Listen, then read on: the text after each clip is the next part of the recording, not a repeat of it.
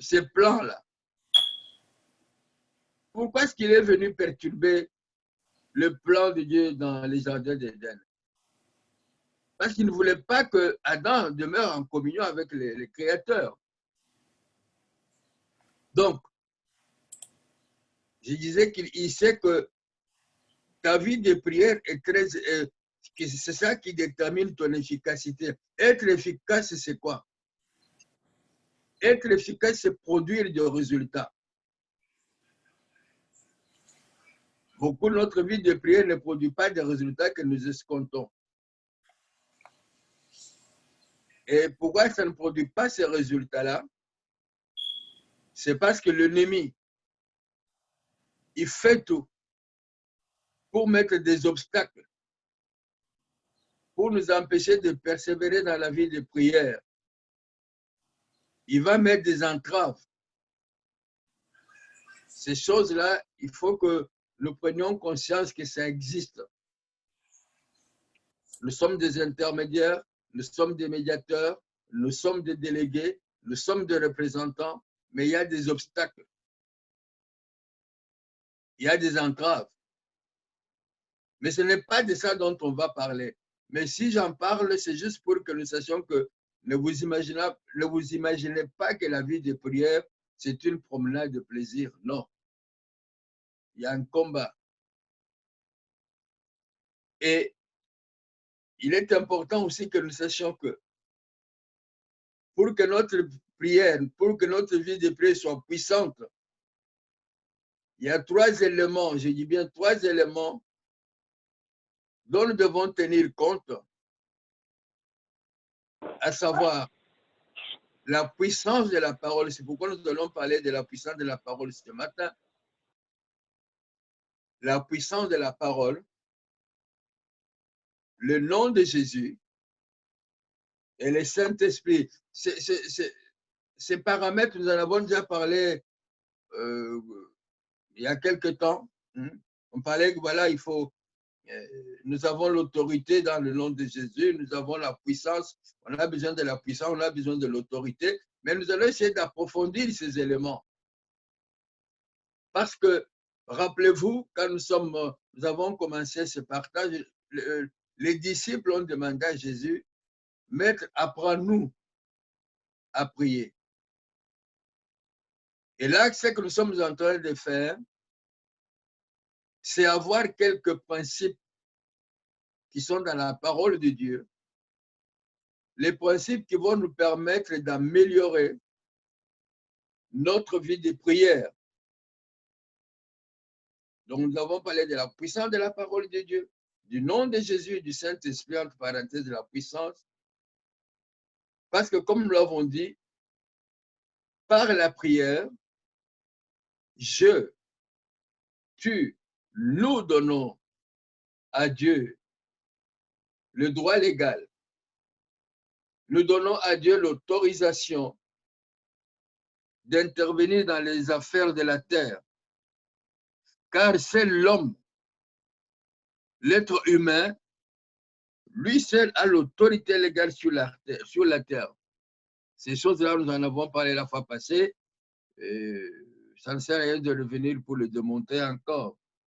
Mais nous partons déjà de cette base-là. C'est nous qui avons l'autorité légale sur la terre. Rien ne peut se faire sur la terre sans l'autorisation active ou passive de l'homme. Et ça aussi, nous avons vu la fois passée. Et Jésus, quand il parlait à ses disciples, alors qu'il répondait à la question de savoir comment prier, Jésus leur a dit, quand vous priez, voici comment vous devez prier. Ça, je vais énumérer, enfin, je vais dire ce qu'il dit dans Matthieu chapitre 6, Matthieu 6, 9. Jésus dit, que ta volonté soit faite sur la terre comme au ciel. Voilà ce qu'il a dit à ses disciples. Que ta volonté soit faite sur la terre comme au ciel. Pas ma volonté, pas mes sentiments, pas mes émotions. Dieu a créé les cieux et la terre. L'homme a reçu la domination, la gérance de la terre. Chapitre 1 de Genèse au verset 31, la Bible dit, Dieu vit que tout était bon, était même très bon. Mais nous savons ce qui s'est passé après. Donc, Dieu veut que sa volonté qui s'accomplit déjà dans le ciel, que cette même volonté s'accomplit sur la terre. Mais c'est comme c'est l'homme qui a la gestion, l'homme, quand il prie, quand il demande au Seigneur d'intervenir dans le monde, ça veut dire sur la terre, c'est pour que le Seigneur accomplisse ses objectifs éternels en faveur de l'humanité, en faveur de l'homme sur la terre. Je répète, quand l'homme prie, il demande que Dieu intervienne pour que sa volonté à lui, Dieu, d'abord, s'accomplit sur la terre. La parole de Dieu, c'est la volonté de Dieu. Rappelez-vous, nous en avons parlé il y a quelque temps. Par sa parole, Dieu nous donne, exprime sa volonté. Donc, si je dois prier que la volonté de Dieu soit faite sur la terre, je dois prier selon la parole de Dieu. Ça veut dire quoi? Ça veut dire que je dois étudier la parole de Dieu, car en étudiant la parole de Dieu, je vais connaître la volonté de Dieu. Parce que souvent on dit, mais quelle est la volonté de Dieu pour ceci? Quelle est la volonté de Dieu est exprimée dans sa parole. Comment je connaîtrai la volonté de Dieu? Je connaîtrai la volonté de Dieu en écoutant, en étudiant la parole de Dieu. Donc, la véritable prière, c'est la prière qui va susciter ce que Dieu a déjà prévu et prédestiné, à savoir ce que Dieu a déjà, le plan de Dieu sur la terre. Bien aimé, quand Dieu a créé la terre, il a un plan pour cette terre. Il a des objectifs pour cette terre. Et même pour toi-même. Dieu, qu'est-ce qu'il dit dans Jérémie 29? J'ai conçu pour toi des plans, des projets de bonheur et non de malheur. Ça veut dire que quand le malheur nous frappe, ce n'est pas la volonté de Dieu. Je vous parlerai peut-être de ça, j'en ai déjà parlé il y a quelque temps. Nous devons savoir que ce n'est pas la volonté de Dieu quand le malheur nous frappe. La plupart, vous êtes des parents. Je ne connais pas qui est parmi nous un parent qui peut avoir un malin plaisir de faire souffrir son fils ou sa fille parce qu'il est parent, parce que ça lui fait plaisir que son fils souffre. Ça lui fait plaisir que sa fille souffre. Si nous qui sommes humains, nous qui sommes imparfaits, nous ne pouvons pas vouloir la souffrance de nos enfants, à combien plus forte raison, lui qui est l'amour même, ne pourra-t-il pas vouloir le bien de nous? Donc, Dieu, quand il t'a créé, quand il a créé la terre, il a un plan, il a des projets, il a une vision. Et ce que nous lui demandons dans nos prières, c'est qu'il puisse accomplir dans notre vie et dans celle des autres qui sont dans le monde, ce qu'il lui a déjà prévu. Dieu n'a pas prévu que tu sois malade. Dieu n'a pas prévu que tu sois pauvre. Dieu n'a pas prévu que tu sois sans logis. Donc, toutes ces choses négatives-là ne viennent pas de la part de Dieu. Donc, le plan de Dieu pour toi, le plan de Dieu pour moi, le plan de Dieu pour ce monde, c'est sa volonté. Et c'est cette motivation-là qui doit nous pousser, qui doit nous donner le courage, la force de persévérer dans la prière. À savoir, il faut que le plan de Dieu s'accomplisse. Il faut que la volonté de Dieu s'accomplisse. Donc, notre Dieu, il sait comment nous devons nous conduire.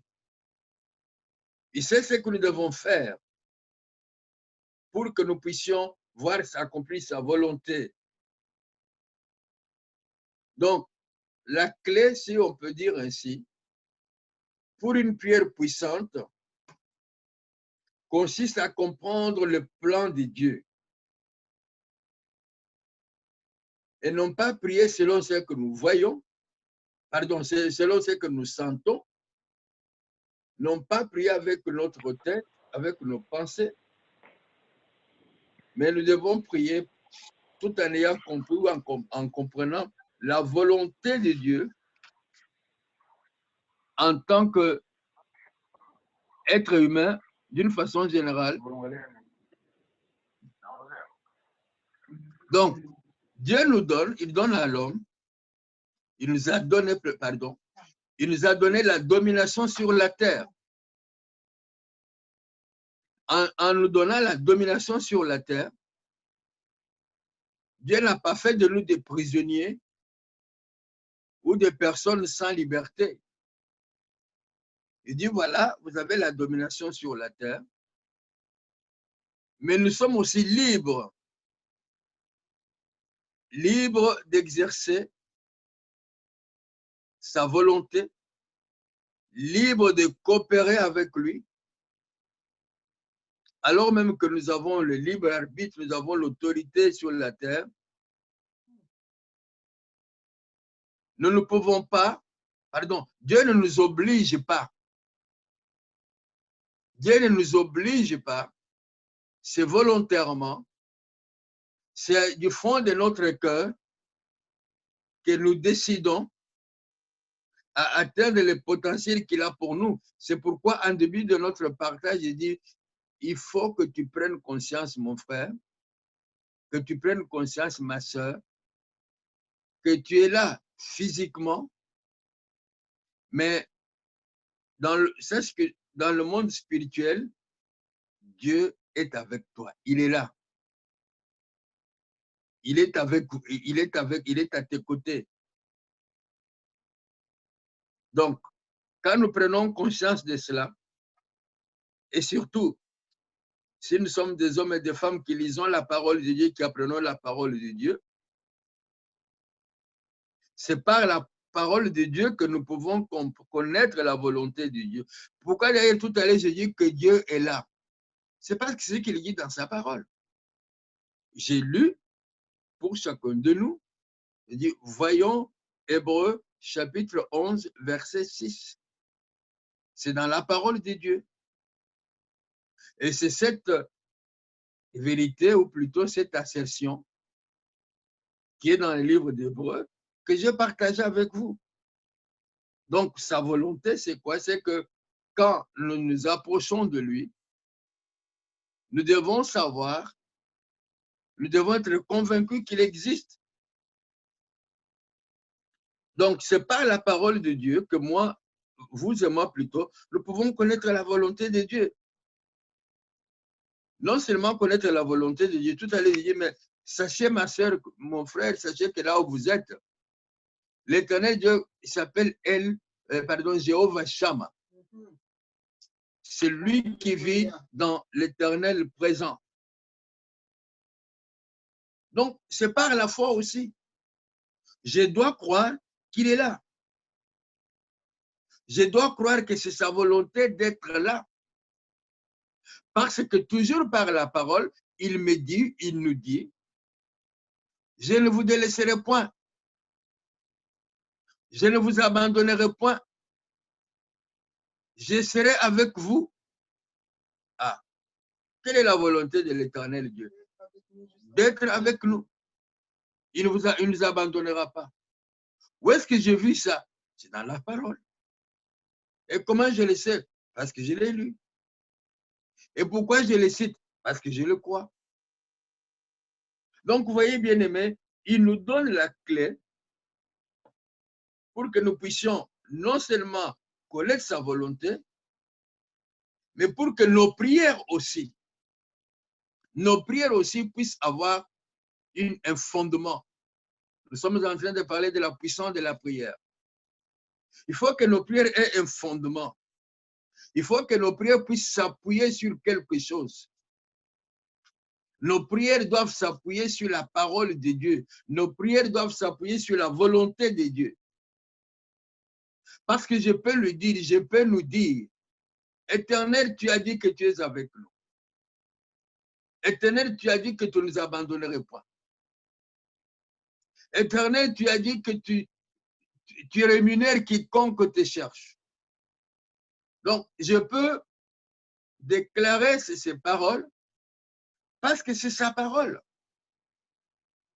Et ma prière consiste à lui rappeler sa volonté, que ta volonté soit faite sur la terre comme elle est faite dans les cieux. Quelle volonté? Sa volonté sur la terre. Ceux qui sont au ciel avec lui n'ont pas à dire qu'il est avec eux, parce qu'ils sont là, ils le voient. Mais moi, j'ai encore ce corps physique. Mais je dois le voir avec les yeux du cœur. Non seulement je dois le voir avec les yeux du cœur, je dois croire aussi. Amen. Croire dans mon cœur qu'il est là. Et sur cette base-là, sur cette croyance-là, j'ai dit ma prière. Alléluia. J'ai dit ma prière. Donc, comme je viens de le dire, notre prière, pour qu'elle soit puissante, efficace, elle ne doit pas être basée sur nos opinions. Elle ne doit pas être basée sur nos désirs ni nos sentiments. Parce que beaucoup nous prions nos sentiments. Beaucoup nous prions nos émotions. Et beaucoup nous prions nos désirs. Non, ma sœur. Nous devons prier selon la parole vivante et permanente de Dieu. Donc, la vraie prière, rappelez-vous, nous prions, nous ne recevons pas parce que nous prions mal, parce que nous demandons mal, parce que nous prions selon nos sentiments, nous prions selon nos émotions, nous prions sans la conviction que Dieu est là et qu'il nous écoute. La vraie prière, la prière efficace, c'est celle qui se fait selon la volonté de Dieu. Et la volonté de Dieu est dans la parole de Dieu. Donc moi, toi, nous devons étudier, lire, méditer la parole de Dieu. Nous devons savoir nous approprier de la parole de Dieu pour que le Seigneur manifeste sa puissance dans le monde. Nous ne voyons pas la main de Dieu, nous ne voyons pas la puissance de Dieu, parce que nous prions non pas comme Dieu veut que nous prions. Rappelez-vous, Rabbi, apprends-nous à prier. Rappelez-vous, je dis, nous sommes en train de voir des principes qui doivent nous permettre d'améliorer, d'être efficaces dans notre vie de prière. Donc, prier, c'est proclamer la parole de Dieu, exactement comme il nous l'a donné. Dieu, quand nous voyons dans les livres de Genèse, Dieu dit et quelque chose s'est produit. La Bible dit qu'il s'appelle El Shaddai. Il est celui qui dit une parole et la chose s'accomplit. Il est celui qui appelle les choses qui ne sont pas. Et la chose vient à l'existence. Ça, c'est notre Dieu. Et nous devons, parce que il nous a créés de peu inférieurs à lui. Amen. Donc, dans notre prière, nous devons appeler les choses qui ne sont pas. Mais les choses que nous appelons qui ne sont pas, ce sont les choses qui sont en accord avec la volonté de Dieu. Comme la fois passée, nous avons dit, nous allons prier pour que le feu du Saint-Esprit détruise ce qui se passe dans ces laboratoires diaboliques qui sont des mouroirs. Nous allons prier pour ces choses-là. Nous ne voyons pas le feu de Dieu dans ces laboratoires, mais nous croyons que le feu de Dieu va agir. C'est ça qui fait la puissance de la prière. Amen. Donc, notre puissance dans la prière, elle vient de la parole de Dieu. La parole de Dieu, la parole que Dieu nous a donnée, il nous appartient à nous de la mettre en pratique d'une façon correcte et responsable. Donc, vous comprendrez maintenant, mon frère, ma soeur, que notre efficacité, excusez-moi, notre efficacité ou notre inefficacité dans la prière, cela, ce n'est pas un problème qui concerne Dieu. Amen. Les fruits ou les non-fruits, les fruits ou la stérilité de tes prières, ce n'est ni un problème de Dieu, encore moins le problème de Satan. C'est ton problème à toi. Tout dépend de la façon dont tu appliques la parole de Dieu. Tout à l'heure, j'avais parlé des obstacles, des entraves à la prière. Mais même dans ces cas-là, la parole de Dieu nous dit ce que nous devons faire quand obstacle il y a. Même s'il y a des entraves, la parole de Dieu nous dit que devons-nous faire pour enlever les entraves.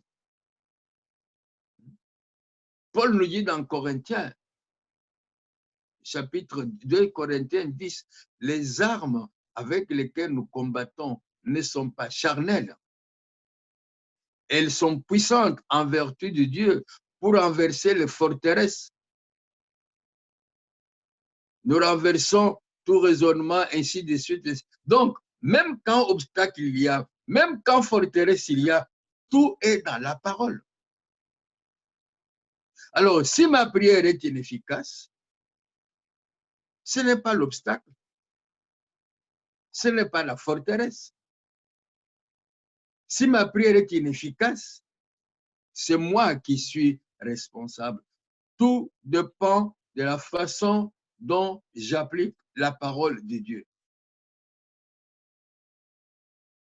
Donc, ma manière d'utiliser ce que Dieu m'a donné, à savoir sa parole, va déterminer l'efficacité de ma prière.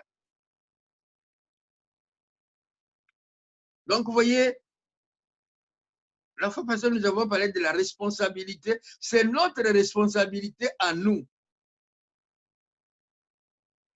Quand nous ne prenons pas notre responsabilité, nous commençons à murmurer contre Dieu et sans le savoir, nous nous enfonçons parce que quand tu murmures contre Dieu, tu es en train de pécher. Amen. Et parce que tu es en train de pécher, là, tu aggraves encore les entraves. Tu augmentes les obstacles contre l'efficacité de ta prière. Donc, c'est ma manière d'utiliser ce que Dieu m'a donné, à savoir sa parole, qui va déterminer l'efficacité ou la non-efficacité de ma prière.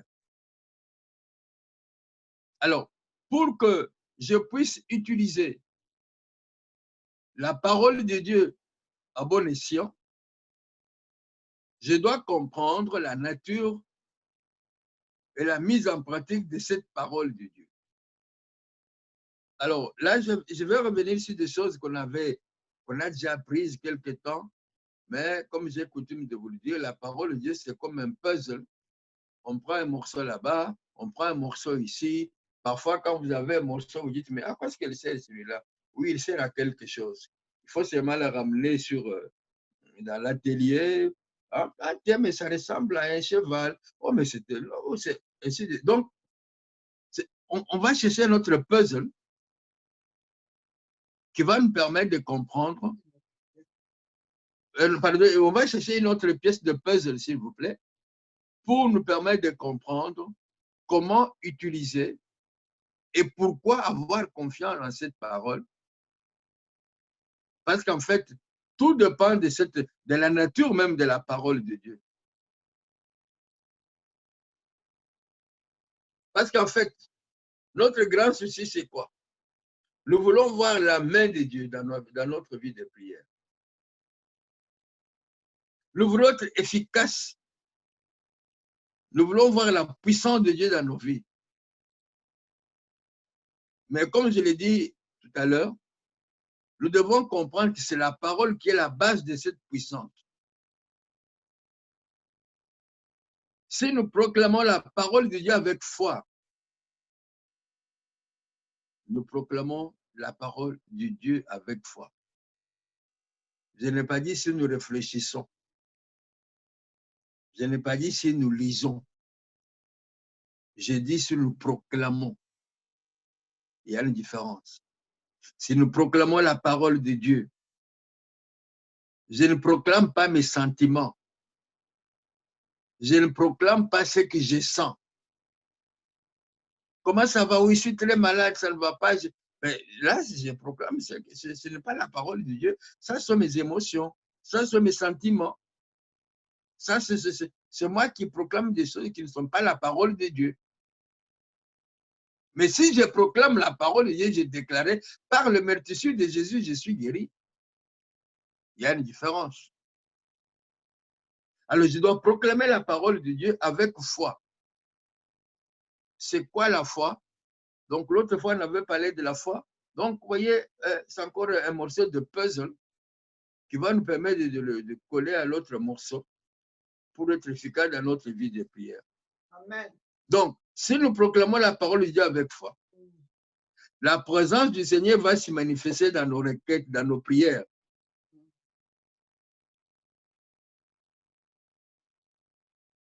Pourquoi? Parce que la parole de Dieu, la puissance qu'il y a dans la parole de Dieu est si grande et si puissante que il suffit d'avoir la foi, comme Jésus le dit, d'avoir la foi qui a la taille d'un grain de sénévé pour qu'une montagne se déplace. Je répète. Si nous avons confiance dans la parole de Dieu, ça veut dire que si nous avons foi, si nous croyons qu'il y a la puissance dans la parole de Dieu, parce que le pouvoir qu'il y a dans la parole de Dieu, s'il vous plaît, il est tellement grand. Parce que quand nous parlons de la parole de Dieu, c'est comme si on parlait d'une chose différente de Dieu. Parce que la parole de Dieu, c'est Dieu lui-même. Au commencement était la parole était avec Dieu. Tout a été fait par elle. Rien de ce qui existe n'a été sans elle. Qui a fait ce qui existe, c'est Dieu. Mais Dieu, c'est qui? Dieu, c'est la parole. Donc, vous voyez, quand nous parlons du pouvoir de la parole de Dieu, c'est le pouvoir de Dieu.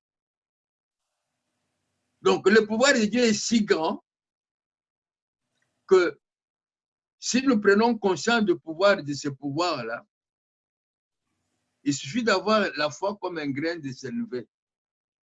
Ça, ce n'est pas moi qui le dis, c'est Jésus lui-même qui le dit. Dans Matthieu 17, 20, rappelez-vous le miracle de cet enfant qui était atteint d'un esprit d'épilepsie. Et Jésus qui disait à ses disciples, si vous aviez de la foi comme un grain de sénévé, vous direz à cette montagne, la suite, vous connaissez, c'est dans Matthieu chapitre 17, 20. Donc, Dieu est la parole. Quand nous disons Nous devons étudier la parole de Dieu. Nous devons confesser la parole de Dieu. Nous ne devons pas oublier une chose, c'est que Dieu est la parole.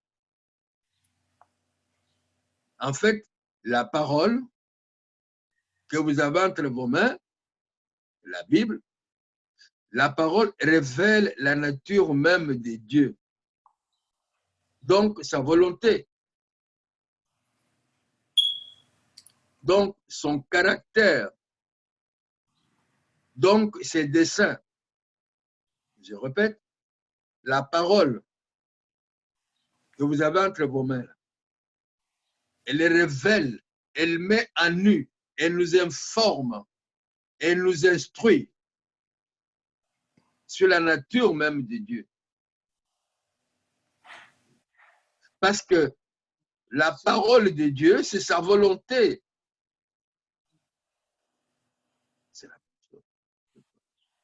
Donc, tout ce que l'Éternel a dit dans sa parole, cela reflète sa volonté.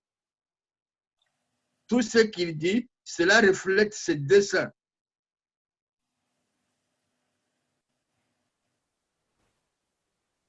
Donc, si nous voulons que notre vie de prière, si nous voulons que notre prière soit efficace,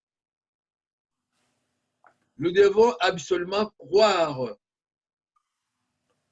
que celui à qui nous nous adressons, il est digne de confiance. Je répète, nous avons dit que la parole de Dieu, il révèle la nature de Dieu. La parole de Dieu révèle la volonté de Dieu. Nous savons sa volonté pour toi, pour moi, pour nous. Ce n'est pas que nous soyons malades. Si nous sommes malades, ce n'est pas sa volonté. Si nous sommes fauchés, ce n'est pas sa volonté. Si nous avons des difficultés, ce n'est pas sa volonté. J'ai dit bien difficulté, pas les épreuves. Hein. J'ai dit bien difficulté. Avec le français, il est très subtil pour comprendre ces choses-là. Ce n'est pas sa volonté. Si le malheur nous frappe, ce n'est pas sa volonté. Dieu a donné, Dieu a repris. Complètement faux. Je pourrais revenir là-dessus prochainement. Donc, c'est la parole de Dieu qui nous révèle la volonté de Dieu, son caractère, ses desseins. Alors, pour que nos prières soient efficaces, c'est-à-dire pour que nos prières soient exaucées, nous devons absolument croire que celui à qui nous nous adressons, il est digne de confiance. Nous devons croire que celui à qui nous nous adressons, il est digne de confiance. Donc, la parole de Dieu, dans notre bouche, dans notre vie de prière, ne sera efficace que dans la mesure où nous croyons en cette parole-là. Quelqu'un vient te voir et dit, moi, écoutez, mon frère, ma soeur, j'ai un souci là, tu peux me prêter, j'ai besoin de 250 €. Tu vas me rembourser quand? Oh, je ne sais pas quand je peux rembourser. Il y a des moments où je reçois, des moments où je ne reçois pas. Mais pour ce moment, c'est difficile. Je ne pourrais pas vous dire quand. Même si vous avez 1 million d'euros, vous n'allez pas le prêter parce que la personne, elle n'est pas digne de confiance. Elle-même ne sait même pas s'il peut vous rembourser. Comment est-ce que vous allez lui donner ça? Mais si nous lisons la parole de Dieu, si nous croyons à la parole de Dieu, si nous étudions la parole de Dieu, nous voyons dans sa parole, dans la Bible, que le Dieu que nous prions, il est digne de confiance. Amen. Amen. Que ce Dieu-là, nous pouvons lui faire confiance. Ça, c'est très important. Alors, dans notre relation avec Dieu, comment pouvons-nous démontrer que nous avons confiance en lui? Quelqu'un vient pour vous emprunter quelque chose. Il vous dit qu'il va vous rembourser. Comment pouvez-vous connaître si cette personne a confiance en vous? vous connaîtrez que la personne a confiance en vous. Quand il va aller dans sa chambre à côté, prendre ce dont vous avez besoin et puis vous le remettre. Amen. Amen. C'est une preuve matérielle, c'est une démonstration. C'est une démonstration que la personne vous fait confiance. Alors, comment est-ce que nous pouvons savoir que nous avons confiance en ces dieux-là? Comment je peux dire que X, Y ou moi-même, je me fie, je me confie, j'ai confiance en Dieu? Si Dieu me promet quelque chose et que je ne le fais pas, est-ce que j'ai confiance en Dieu? C'est une question que chacun de nous peut, à laquelle chacun de nous peut répondre. Alors, si Dieu me promet quelque chose, il dit, mon fils, si tu fais ça, moi, je vais faire ça. Alors, je vais dire à tout le monde, vous savez, Dieu m'a promis qu'il ferait ça si je fais ça. Mais je ne fais pas ce qu'il m'a promis là. Ça montre que je n'ai pas confiance en lui. C'est une façon indirecte de lui dire, OK, Seigneur, tu peux toujours parler, mais moi, je n'ai pas confiance en toi. Hein. Ah non, parce que vous savez, moi, j'ai confiance en Dieu. Mais si tu as confiance, fais ce qu'il dit. Alors, je peux maintenant nous poser la question. Est-ce que j'ai confiance en Dieu? Est-ce que tu as confiance en Dieu? Admettons que ta réponse soit oui. Si tu as confiance en Dieu, parce que ta réponse est oui, est-ce que tu as fait ce qu'il t'a demandé de faire?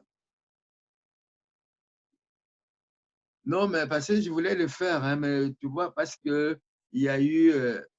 non,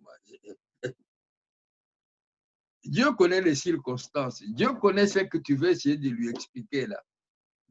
Mais nous avons lu un verset très important là au départ. Que celui qui s'approche de Dieu sait que Dieu existe. Et qu'il est le rémunérateur. Mais toi, tu t'approches de Dieu. Tu crois qu'il existe. Mais tu ne démontres pas qu'il existe. Je dis bien, tu crois. Mais si tu crois, il faut le démontrer. Tu le démontres comment? En faisant ce qu'il te demande de faire. Donc, indirectement, à maintes reprises, nous disons à Dieu, oui, voilà, Dieu, tu es Dieu, mais pour le moment, je n'ai pas confiance en toi. Dieu, tu es la vérité, hein? Mais pour le moment, je n'ai pas confiance en toi. Enfin, c'est-à-dire que, bon, ce n'est pas tout à fait ça. Et Dieu, tu sais, bon, tu connais ma situation. Enfin, ce que tu me dis là, je pourrais le faire, Dieu, mais pour le moment, tu comprends. Mais si nous étions des hommes et des femmes qui lisons la parole de Dieu, nous aurions vu quelque part que Dieu a écrit dans sa parole. Tout est possible à quiconque croit. Donc, si moi je trouve une impossibilité, alors il faut que je change mon verset. Non, je ne peux pas changer les versets. Comme je ne crois pas, donc ça ne peut pas être possible. Dieu comprendra. D'ailleurs, il connaît toutes choses, non? Il connaît mon problème, il comprendra. Non, Dieu ne comprend que sa parole. Amen. Dieu ne comprend que sa parole. Nous pouvons pleurer, mes frères et sœurs, de 0 heure à 0 heure. Nous pouvons mouiller notre eau, nous pouvons remplir de bassines de nos larmes. Cela ne va pas mouvoir Dieu. Nous pouvons proclamer des versets, nous pouvons déclarer, nous pouvons citer des passages bibliques. Cela ne va pas mouvoir la main de Dieu. Nous pouvons commencer à raconter à l'Éternel Dieu, depuis Genèse jusqu'à l'Apocalypse, toutes les souffrances par lesquelles nous sommes passés. Cela ne va pas changer Dieu. Nous pouvons répéter matin, midi, soir, faire ceci, faire cela. Qu'est-ce qui change Dieu? La foi. Seule la foi change. Seule la foi amène la main de Dieu. Seule la foi amène la présence de Dieu. Il dit que celui qui s'approche de lui sache qu'il existe. Ah, s'il existe, qu'est-ce qui est impossible à lui? Rien n'est impossible à lui. Parce qu'il dit, si vous aviez de la foi comme un grain de sénévé, vous diriez à cette montagne, oui ma soeur, oui mon frère, tu parles de tes problèmes, tu parles des difficultés, tu parles des situations impossibles. Mais Dieu dit, si tu as de la foi, comme un grain de sénévé, il ne demande pas d'avoir la foi de ces centeniers, il ne demande pas d'avoir la foi de cette femme syrophénicienne. Il te demande d'avoir la foi comme un grain de sénévé. Un grain de sénévé est capable de soulever la montagne. Donc, ne te condamne pas que tu n'aies pas beaucoup de foi. Non, tu n'as pas de foi du tout. Ne te culpabilise pas que tu n'as pas de foi. Non, tu n'as pas de grande foi. Non, tu n'as pas de foi du tout. Pourquoi tu n'as pas de foi du tout? Parce que la Bible dit, la foi vient de ce que l'on entend. Tu entends tellement les réseaux sociaux, tu entends tellement de bêtises sur le média, ce que tu lis, ce que tu vois à la télé, mais tu n'entends pas quand Dieu te parle. Alors, comment peux-tu avoir la foi en Dieu? Comment veux-tu avoir la foi, la main de Dieu dans ta vie? Oh, les personnes nous disent qu'on va déclarer. Je déclare. Mais parce que vous savez, j'ai fait toutes les déclarations que vous m'avez données. Tout ça, c'est bon, mais est-ce que tu avais la foi? Les vaines répétitions ne peuvent pas mouvoir Dieu. Mais la foi peut mouvoir la main de Dieu. Quand la Bible déclare, quand vous priez, donc quand vous proclamez, quand vous déclarez, croyez.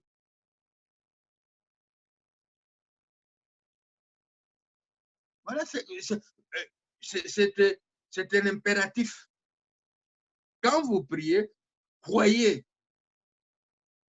Croyez, ça veut dire quoi? C'est un ordre. Vous savez, nous avons déjà vu que la parole de Dieu, du Genèse jusqu'à l'Apocalypse, c'est soit un ordre, soit une vérité, soit une promesse. Ici, on a affaire à quoi? On a affaire à quoi, pardon? On a affaire à un ordre. Si c'est une vérité, nous devons croire.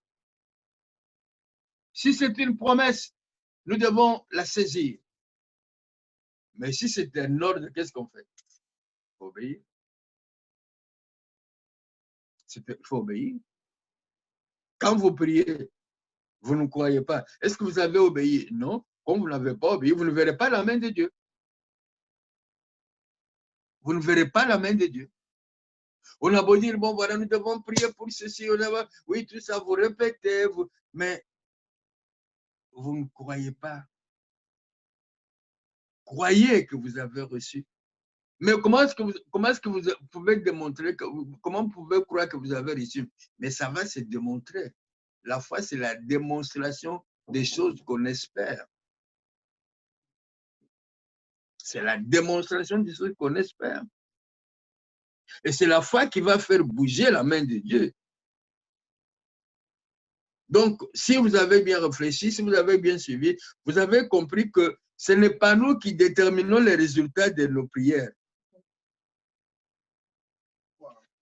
C'est compliqué.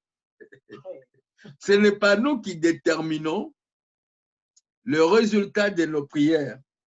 Pardon, ce n'est pas Dieu qui détermine, excusez-moi, j'ai lapsus linguae, ce n'est pas Dieu qui détermine le résultat de nos prières. Je vais prier, je ne sais pas si Dieu va. Je vais faire ceci, je ne sais pas, non. Comme tu ne sais pas, tu ne sauras pas non plus.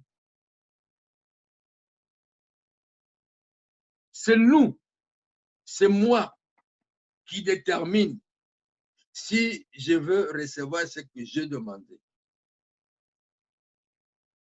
Lisez la parole de Dieu, vous allez voir à maintes reprises. Jésus ne cesse de le dire. Va, ta foi t'a sauvé. La Bible dit que dans sa propre ville, même un mal de tête, Jésus n'a pas guéri. Est-ce qu'il était incapable de guérir? Lui qui a ressuscité Lazare, lui qui a ressuscité la fille là de je ne sais pas qui est encore dans la parole de Dieu, la fille de Jairus. Mais dans sa propre ville, il n'a pas guéri même un mal de dents ou un mal de tête. C'est parce qu'il était, parce que ces gens-là étaient mauvais. Non, à cause de leur manque de foi. Permets-moi de te dire ce matin, ma soeur. Permets-moi de te dire ce matin, mon frère. C'est à cause de ton manque de foi que ta prière n'est pas puissante, que ta prière ne donne pas de résultat. Je ne dis pas que c'est à cause de peu de foi, non, pas peu de foi, manque de foi. Quand tu as peu de foi, tu as la foi comme un grain de sénévé.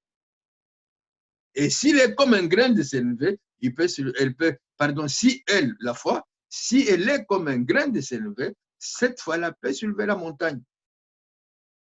Mais si c'est zéro, s'il n'y a rien, elle ne peut même pas soulever le vent. Donc, il faut que nous comprenions la nature, le caractère, le dessein de Dieu. Tite, le livre de lettre de Paul à Tite, chapitre 1, verset 2. La Bible dit, Dieu ne ment point. Je ne sais pas si nous comprenons ce qui veut dire mentir. Mentir, c'est dire ce qui est contraire à la vérité. Donc, Dieu ne peut pas dire ce qui est contraire à la vérité. Tite dit ceci. Épître de Tite, premier chapitre. Paul, serviteur de Dieu et apôtre de Jésus-Christ, pour la foi des élus de Dieu et la connaissance de la vérité qui est selon la piété. Donc, la connaissance de la vérité qui est selon la piété et la foi des élus de Dieu, lesquels reposent. Qu'est-ce qui repose? À savoir la foi des élus, les reconnaissance de la vérité qui est selon la piété, repose sur l'espérance de la vie éternelle. La vie éternelle promise avant tous les siècles par le Dieu qu'il m'en point. Donc, vous voyez, dans son chapitre 1 de la lettre de Paul à Tite, verset 2, par Dieu qu'il m'en point. Donc, Dieu peut tout faire. On dit que tout est possible à Dieu. Mais il y a une chose qui est impossible à Dieu, c'est de mentir. Il y a une chose qui est impossible à Dieu. Dieu ne ment point. C'est ce que lui dit dans le livre de Tite, chapitre 1, verset 2.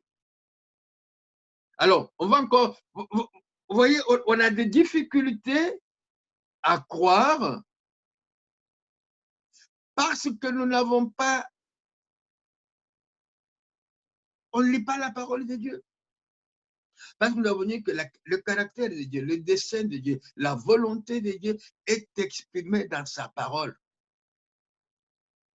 Alors, si moi, je ne connais pas la parole de Dieu, si moi, je ne lis pas la parole de Dieu, comment je peux savoir si Dieu ment ou si Dieu ne ment pas? Nombre chapitre 23. Ça, c'est un verset que vous connaissez très bien. Rappelez-vous l'histoire de Balaam et de Balak. Balak insiste pour que M. Balaam puisse maudire le peuple d'Israël. Et malgré le refus de l'âne d'accompagner son patron là où était Israël pour le maudire, Balaam est quand même parti. Arrivé dans la vallée, Balaam maintenant va ouvrir sa bouche. Qu'est-ce qu'il voulait dire? Il voulait maudire Israël. Mais comme Dieu ne ment point, Dieu avait déjà béni Israël. Mais Balaam vient avec l'intention de le maudire. Donc, si Dieu a décidé quelque chose, oh my God. Enfin, on va voir quelques versets. Et ça peut nous aider à comprendre. Nombre chapitre 23.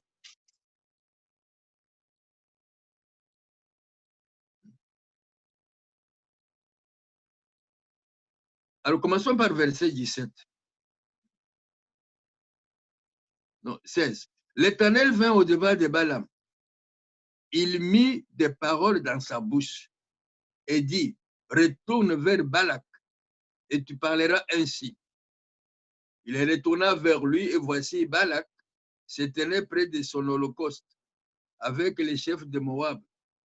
Balak lui dit, qu'est-ce que l'Éternel a dit?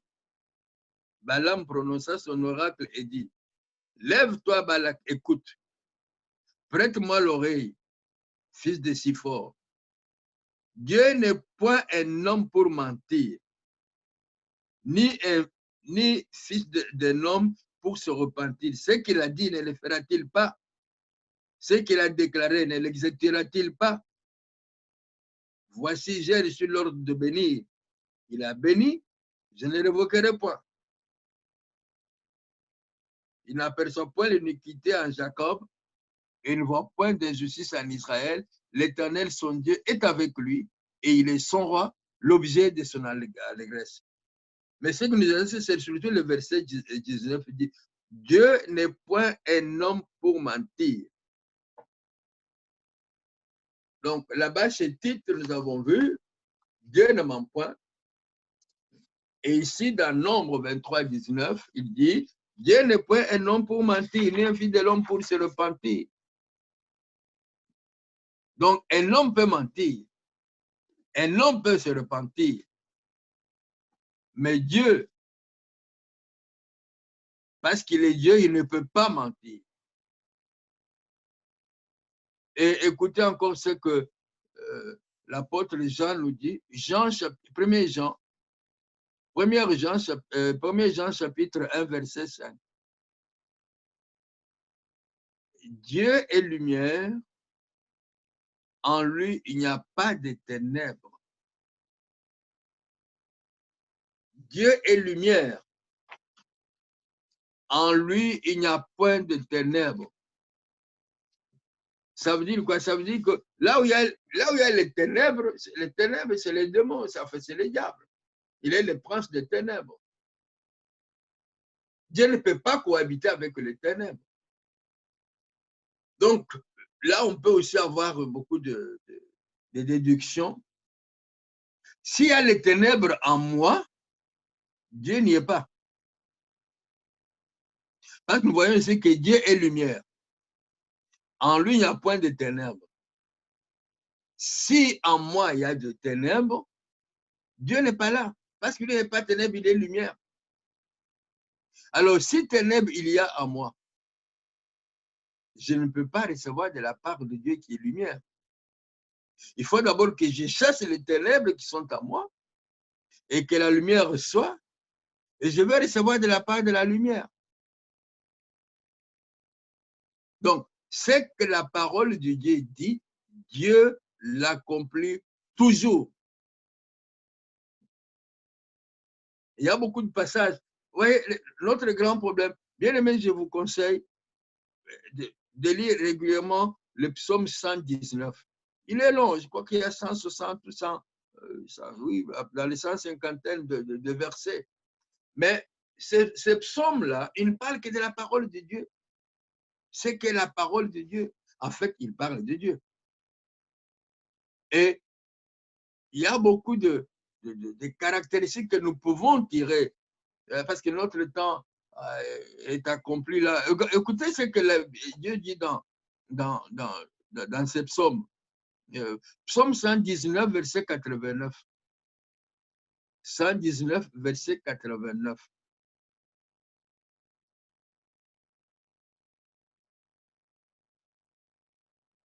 La Bible dit ceci. Je vais lire dans la version Parole de vie. Seigneur, dans les ciels, ta parole est fixée pour toujours. Donc, ce n'est pas fixé pour les autres. Et quand ton tour arrive, la parole n'est plus fixée. Non. Dis Seigneur, ta parole est fixée pour toujours dans les ciels. N'oublie pas que ta volonté vienne sur la terre comme elle est faite dans les ciels.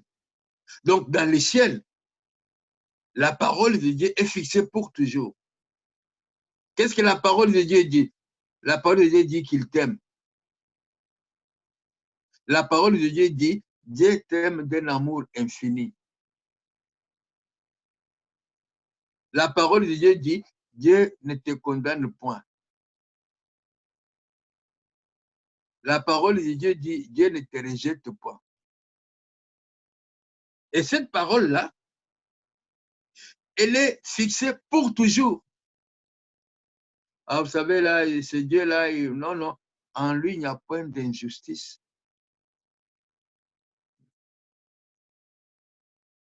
La parole de Dieu te dit, qui te séparera de l'amour de Dieu? Est-ce la fin? Est-ce.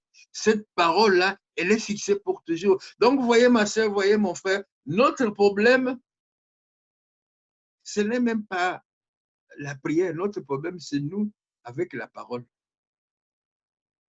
Parce que comme nous ne lisons pas la parole, nous ne connaissons pas la volonté de Dieu. Comme nous ne connaissons pas la volonté de Dieu, nous n'avons pas la conviction que Dieu est capable de résoudre notre problème.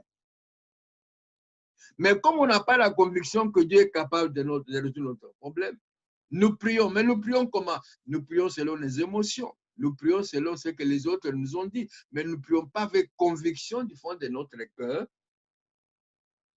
que Dieu est capable d'accomplir ce que sa parole déclare. Alors, quand il dit, dans le ciel, ta parole est fixée pour toujours, c'est-à-dire qu'avant même que les hommes de Dieu, poussés par le Saint-Esprit, avant que les hommes de Dieu n'aient parlé de cette parole-là, la parole était déjà là, fixée. Parce que la Bible dit, tel que tu es là, avant que le monde ne soit créé, tu étais dans la pensée de Dieu. Dieu a un plan, une planification, des projets, un cheminement, une destinée pour toi. Ce n'est pas une prophétie, c'est écrit dans la Bible. Au cas où tu n'as jamais lu, il dit quelque part, il nous a bénis de toutes les bénédictions. Il n'a pas donné quelques-unes. Il nous a bénis de toutes les bénédictions dans le lieu céleste. En Jésus-Christ, quand? Avant la fondation du monde. Waouh! Donc, avant que le monde ne soit créé, avant que la terre ne soit, avant, Dieu t'avait déjà béni. Donc, si aujourd'hui tu n'es pas béni, ce n'est pas la faute de Dieu. Si aujourd'hui il y a telle situation, ce n'est pas parce que Dieu t'avait déjà béni. Cette parole de bénédiction, elle est fixée dans le ciel pour toujours. La parole était déjà arrêtée, que mon fils tel, je te bénis, ma fille telle, je te bénis. Et ce qui a été fixé pour toujours dans les cieux, c'est cette parole-là que Dieu a communiquée aux hommes et les hommes ont écrit de la part de Dieu. La Bible dit, c'est poussé par le Saint-Esprit que les hommes ont écrit de la part de Dieu. Donc la parole existait déjà avant que ces gens-là n'aient écrit. Mais est-ce que tu crois à cela? Est-ce que tu crois à cela? Alors, je vais vous donner quelques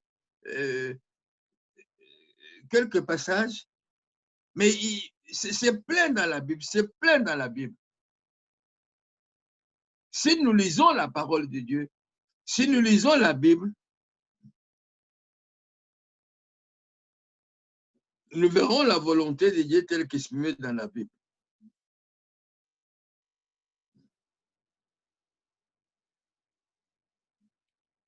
Apocalypse chapitre 22, verset 18 à 19. Notez ça, on n'a pas le temps pour lire. Apocalypse 22, 18, 19. Apocalypse chapitre 22, verset 18 à 19.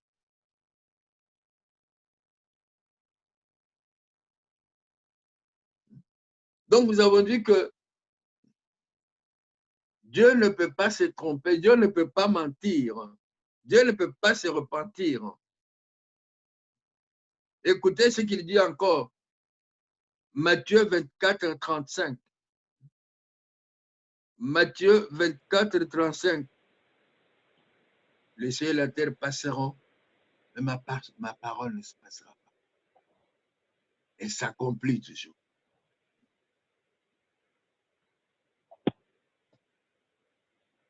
Vous avez le même verset dans Matthieu 5, 18.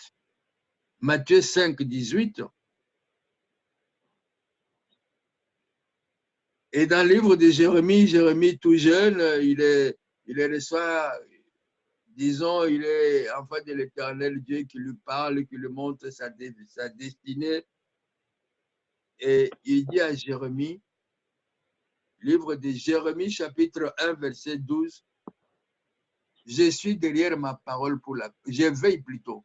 Je veille sur ma parole pour l'accomplir. Donc, vous voyez, tous ces passages, c'est pour nous démontrer que ce que Dieu dit dans sa parole, Dieu l'accomplit toujours.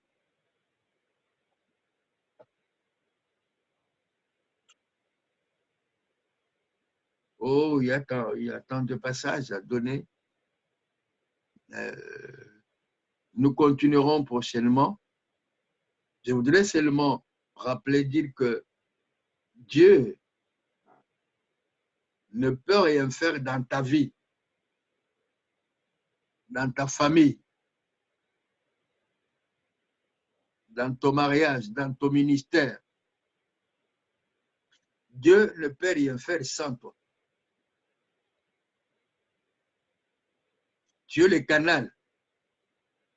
Tu es celui qui est à même de lui donner le feu vert pour qu'il puisse venir légalement changer les choses, changer les situations dans tous ces domaines-là. Parce qu'il n'y a qu'un être, il n'y a qu'un esprit qui a un corps qui puisse agir. Or, Dieu n'a pas de corps, c'est toi qui as le corps. Donc, tu es le corps de Dieu. Tu as la bouche que tu as, c'est la bouche de Dieu. Ce sont les mains de Dieu, ce sont les pieds de Dieu. Mais pour que cette relation-là soit efficace, il faut que ça se fasse selon la volonté de Dieu. Pas selon moi, pas selon toi, mais selon les desseins de Dieu. Et nous sommes en train de voir le caractère, le dessein, le plan, la volonté de Dieu. La volonté de Dieu, ce n'est pas quelque chose de mystique. Le caractère de Dieu, la nature de Dieu, sa volonté est exprimée dans sa parole. Parce que la parole, c'est Dieu lui-même. Dieu est la parole. Alors, parce que nous devons avoir confiance dans cette parole, qu'est-ce qui nous dit que nous devons croire dans ce que la parole de Dieu dit? Mais pour ça, nous devons connaître la nature de Dieu. Quelle est la nature de Dieu? Dieu ne ment point. Ce que sa parole dit, sa main l'accomplit toujours. Il est derrière sa parole pour l'accomplir. Il n'est pas un homme pour mentir, ni un fils de l'homme pour se repentir. C'est que sa parole déclare, sa main l'accomplit toujours. Dans les ciels, sa parole est fixée pour toujours. Nous continuerons prochainement. Baissons notre tête. Nous allons prier.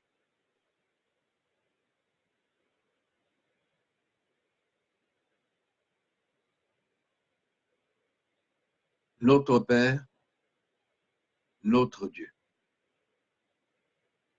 Dieu de toute puissance. Dieu de tout amour. Nous venons ces jours te dire merci. Merci parce que toi, tu es lumière. En toi, il n'y a point d'ombre de variation. Ce que ta parole déclare, ta main l'accomplit toujours. Notre Père, notre Dieu. Combien de fois nous nous sommes approchés de toi, mais avec un cœur de pierre, avec un cou raide. Combien de fois sommes-nous approchés de toi avec nos sentiments, avec nos désirs égoïstes, avec nos émotions. Mais ce jour, tu nous as rappelé que toi, tu es la foi. Tu nous as rappelé que nous devons nous approcher avec foi. Car celui qui s'approche de toi doit savoir que tu existes et que tu rémunères celui qui te cherche. À maintes reprises, nous avons manqué notre rémunération. Aujourd'hui, Père notre Dieu, nous venons nous repentir. Nous repentir de notre incrédulité. Nous repentir de nos doutes. Et nous repentir surtout de la chair, avec ses émotions, ses désirs. Car nous sommes approchés de toi, non avec notre cœur, mais avec notre chair. Père notre Dieu, ce matin, nous voulons crucifier la chair. Père notre Dieu, ce matin, nous voulons faire mourir tout ce qui en nous est terrestre et charnel. Père notre Dieu, nous voulons lier nos pensées à la pensée de Jésus-Christ. Nous voulons lier notre volonté à ta volonté. Ta volonté, c'est ta parole. Laisse que notre volonté soit liée à ta parole. Nous voulons lier nos passions, nos sentiments, nos désirs, nos émotions négatives. Nous voulons les lier à la puissance qu'il y a dans le Saint-Esprit de Dieu. Cher Saint-Esprit de Dieu, aide-nous à faire mourir tout ce qui en nous est terrestre et charnel. Éternel, notre Père, notre Dieu, tu as dit à Josué, regardez Jéricho, barricadé, fermé, mais je te donne Jéricho. Tu veux nous dire aussi ce matin, quelle que soit la mer rouge, tu as ouvert la mer rouge. Quel que soit Jéricho, Jéricho tombera dans le nom de Jésus. Mets en nous la soif de lire ta parole, la soif de méditer ta parole, la soif de grandir dans ta parole, pour que nous soyons des hommes et des femmes de foi et que nous puissions marcher non par la vue, mais par la foi. Ainsi, ton nom sera glorifié dans nos vies et le monde verra ta gloire à travers nous. Et le monde croira que tu es Dieu et que tu existes. Père, nous voulons te dire merci. Merci pour ce grand amour. Merci surtout pour la grâce que tu nous fais de revenir sur la voie de la foi, sur la voie de la confiance et surtout de la démonstration de ta volonté dans nos vies. À Jésus seul soit la gloire. Nous avons ainsi prié au nom de Jésus. Amen.